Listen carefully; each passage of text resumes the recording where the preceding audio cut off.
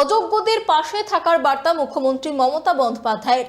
শিক্ষক না হলেও অন্তত গ্রুপ সির চাকরিতে নিয়োগের ভাবনা। 10 বছর শিক্ষকতা করার পরেও যাদের অযোগ্য বলে দাগিয়ে দেওয়া হয়েছে তাদের নিয়ে আইনত আলোচনা চলছে বলেও জানালেন মুখ্যমন্ত্রী। শিক্ষক নিয়োগ নিয়ে টানাপোড়েন চলছেই। 2016 সালের নিয়োগ প্যানেল সুপ্রিম কোর্টে বাতিল হওয়ার পর আদালতের নির্দেশে যোগ্য এবং অযোগ্য তালিকা প্রকাশিত হয়েছে। নতুন করে শিক্ষক নিয়োগের জন্য আগামী 7 এবং 14 সেপ্টেম্বর পরীক্ষা নেওয়া হবে। দাগিদের তালিকায় থাকা 1806 জন পরীক্ষায় অংশ নিতে পারবেন না, তবে তাদের পাশে আইনিভাবে দাঁড়ানোর আশ্বাস দিয়েছেন মুখ্যমন্ত্রী।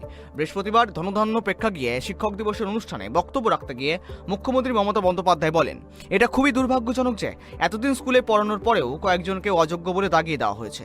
তাদের জন্য আইনজীবীদের পরামর্শ নিচ্ছি। শিক্ষক হিসেবে না হোক, গ্রুপ সি পদে যদি চাকরি করতে পারে সেই ব্যবস্থার চেষ্টা করা হচ্ছে। টিচারিতে কাজ করেও আজকে অযোগ্য প্রমাণিত হয়েছে। এটা আমি আইনের সাথে আলোচনা করছি। আইনত আলোচনা করে হয়তো টিচার তারা হতে পারবেন না কোর্টের নির্দেশ অনুযায়ী, কিন্তু তারা যাতে গ্রুপ সিতে পায় বা সেই রকম পর্যায়ে সেটা দিতে পারি কি না আমরা, সেটা আইন যা বলবে আইনের সাথে কনসাল্ট করে খুব শীঘ্রই আমরা এটা জানাবো। অযোগ্যদের গ্রুপ সিতে নিয়োগের ভাবনাকে কটাক্ষ করতে ছাড়েননি চাকরিহারা শিক্ষক মেহবুব মণ্ডল। তার দাবি, মুখ্যমন্ত্রী এর আগে পাশে থাকার বার্তা দিয়েছিলেন, কিন্তু ফল কিছুই মেলেনি। এই ব্যবস্থা করবেন শব্দটা আমার পূর্ব পরিচিত, বা অর্থাৎ শব্দটা সম্পর্কে আমি অবগত।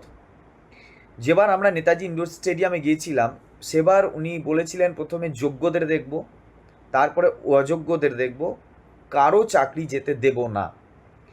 কিন্তু আলটিমেটলি ওই স্কুল সার্ভিস কমিশনের দুর্নীতি এবং একটা ভুল বিচারের যুপকষ্টে পড়ে যারা নিরপরাধ শিক্ষক শিক্ষিকা শিক্ষাকর্মী যাদের বিরুদ্ধে কোনো অ্যালিগেশন ছিল না তারা কিন্তু বলি হয়ে গেল।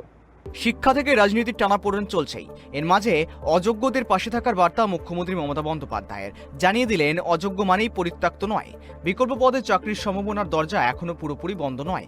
এখন দেখার বাস্তবে সেই প্রতিশ্রুতি কতটা রূপ পায়। ক্যামেরায় দেবরাজ দত্তের সঙ্গে দেবযানী সরকারের রিপোর্ট, 5 টিভি বাংলা।